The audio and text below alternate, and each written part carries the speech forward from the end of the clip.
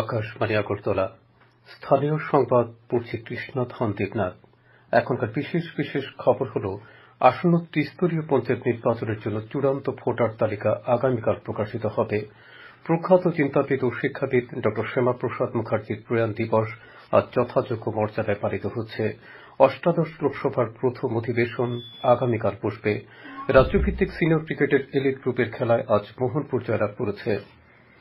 রাজ্যে আসন্ন ত্রিস্তরীয় পঞ্চায়েত নির্বাচনের জন্য চূড়ান্ত ভোটার তালিকা আগামীকাল প্রকাশ করা হবে। মোট ৩৫ জন নির্বাচন নিবন্ধন আধিকারিক তথা বিডিও স্ব স্ব ব্লক এলাকার নির্বাচনী ক্ষেত্রগুলোর চূড়ান্ত ভোটার তালিকা প্রকাশ করবেন। তাঁরা গত ৬ জুন খসড়া ভোটার তালিকা প্রকাশ করেছিলেন। খসড়া ভোটার তালিকায় মোট ভোটার সংখ্যা ছিল ১২,৯৫,০৮৬ জন। এদিকে রাজ্য নির্বাচন কমিশন রাজ্যের ত্রিস্তরীয় পঞ্চায়েত নির্বাচনের জন্য আনুষঙ্গিক সব ধরনের প্রস্তুতি নিতে শুরু করেছে। এই নির্বাচনে ৬,৯০০-রও বেশি আসনে ভোট গ্রহণ করা হবে। এর মধ্যে ৮টি জেলা পরিষদে আসন রয়েছে ১১৬টি, ৩৫টি পঞ্চায়েত সমিতিতে আসন ৪২৩টি এবং ৬০৬টি গ্রাম পঞ্চায়েত মোট আসন রয়েছে ৬,৩৭২টি।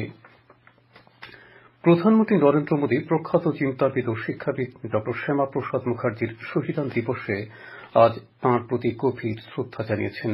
প্রধানমন্ত্রী সামাজিক মাধ্যমে বলেছেন, দেশ ও মাতৃকার সেবায় তিনি নিজের জীবনকে উৎসর্গ করে গেছেন। তাঁর গতিশীল ব্যক্তিত্ব দেশের প্রতিটি প্রজন্মকে অনুপ্রাণিত করে যাবে বলে প্রধানমন্ত্রী মন্তব্য করেন। এদিকে কেন্দ্রীয় মন্ত্রী তথা বিজেপির সর্বভারতীয় সভাপতি জেপি নাড্ডাও নতুন দিল্লিতে দলের সদর দপ্তরে শ্যামাপ্রসাদ মুখার্জির প্রয়াণ তিথিতে তাঁর প্রতি পুষ্পস্তবক দিয়ে শ্রদ্ধা জানান। বিজেপির উদ্যোগে রাজ্যেও বিভিন্ন স্থানে জনসংঘের প্রতিষ্ঠাতা ড শ্যামাপ্রসাদ মুখার্জির প্রয়াণ দিবস আজ পালন করা হচ্ছে।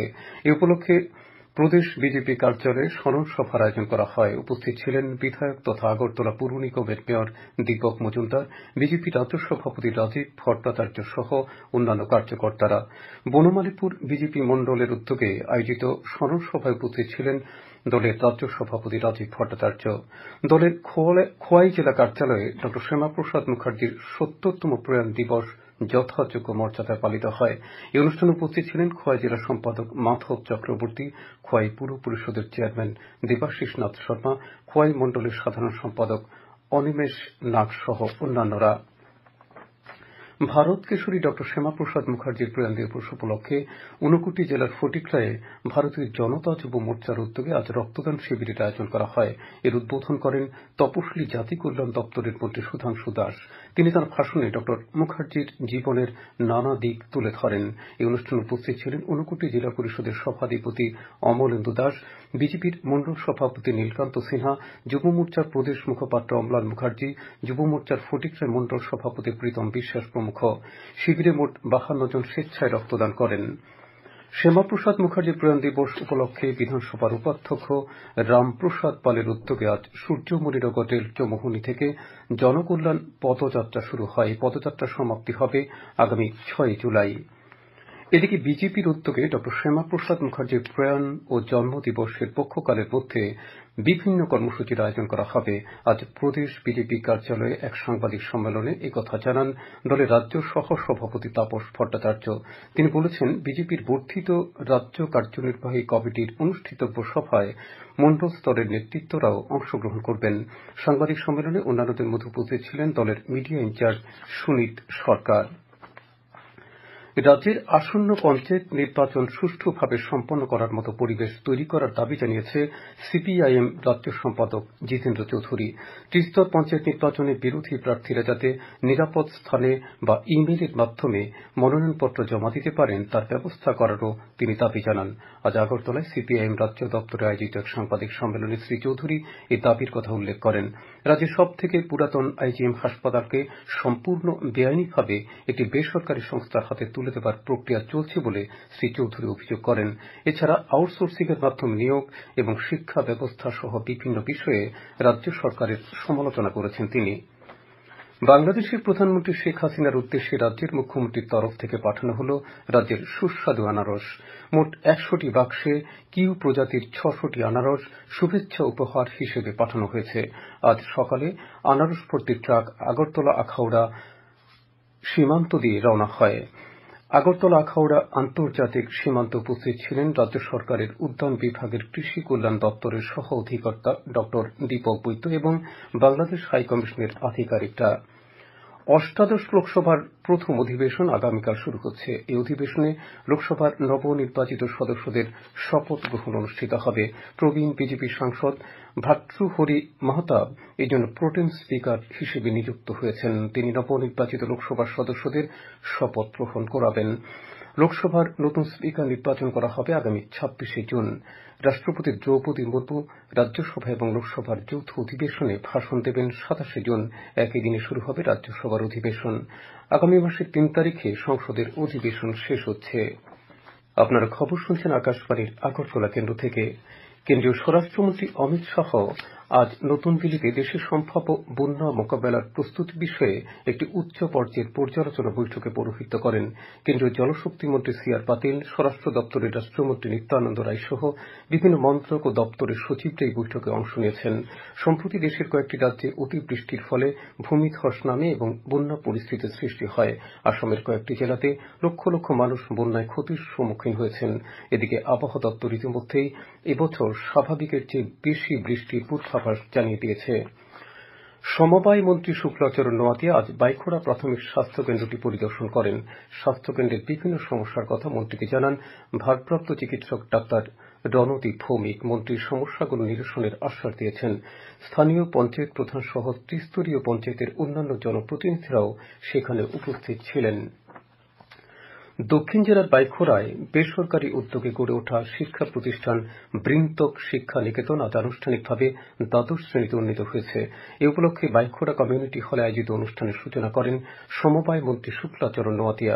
স্কুল পরিচালনা কমিটির সম্পাদক মনোজ কান্তি সরকার, সহ সম্পাদক বিজয় গোপাল গোস্বামী প্রমুখ উপস্থিত ছিলেন এই অনুষ্ঠানে। লাংমানি হাদুক সোসাইটির উদ্যোগে আজ মাতাবাড়ি বিধানসভার সোনাইছড়ি এসপি স্কুলের ছাত্রছাত্রীদের মধ্যে বিনামূল্যে পাঠ্য বই বিতরণ করা হয়। এই উপলক্ষে আয়োজিত অনুষ্ঠানে বৃক্ষরোপণ করা হয়েছে। এই অনুষ্ঠানের উদ্বোধন করেন গোমতী জেলা পরিষদের সহকারী সভাধিপতি দেবল দেবরায়। উপস্থিত ছিলেন বিধায়ক অভিষেক দেবরায় এবং উদয়পুর পুর পরিষদের চেয়ারম্যান শীতল চন্দ্র মজুমদার সহ আয়োজক সংস্থার সদস্যরা। রাজ্যভিত্তিক সিনিয়র ক্রিকেটের এলিট গ্রুপের খেলায় আজ মোহনপুর জয়লাভ করেছে। নরসিংগড়ের পিটিএ মাঠে অনুষ্ঠিত খেলায় মোহনপুর ৭ উইকেটে কমলপুরকে হারিয়ে দেয়। আজ আন্তর্জাতিক অলিম্পিক দিবস। এই উপলক্ষে এই দিবসকে সামনে রেখে ত্রিপুরা অলিম্পিক অ্যাসোসিয়েশনের উদ্যোগে আগরতলায় এক র্যালি অনুষ্ঠিত হয়। রবীন্দ্র শতবার্ষিকী ভবনের সামনে থেকে র্যালিটি শুরু হয়ে রাজধানীর বিভিন্ন পথ পরিক্রমা করে। এতে বিভিন্ন ইভেন্টের খেলোয়াড়, প্রশিক্ষক, ক্রীড়া প্রশাসক ও ক্রীড়াপ্রেমীরা অংশ নিয়েছেন।